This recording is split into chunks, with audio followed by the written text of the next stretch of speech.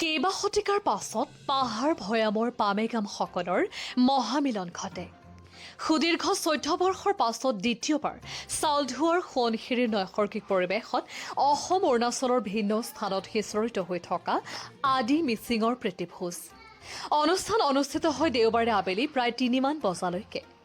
লখিমপুৰ জিলাৰ চাউলধোৱাৰ সোৱণশিৰি নৈসৰ্গিক পৰিৱেশত অসম অৰুণাচলৰ ভিন্ন স্থানত সিঁচৰিত হৈ থকা আদি মিচিঙৰ প্ৰীতিভোজ অনুষ্ঠান অনুষ্ঠিত হয়। কেইবা শতিকাৰ পাছত পাহাৰ ভৈয়ামৰ পামেগামসকল সংযুক্ত হ'বলৈ সক্ষম হোৱাৰ পিছত সুদীৰ্ঘ 14 বৰ্ষৰ পাছত পুনৰ দ্বিতীয়বাৰৰ বাবে চাউলধোৱাৰ সোৱণশিৰিৰ নৈসৰ্গিক পৰিৱেশত অসম অৰুণাচলৰ ভিন্ন স্থানত সিঁচৰিত হৈ থকা আদি মিচিঙৰ প্ৰীতিভোজ আয়োজন হয়।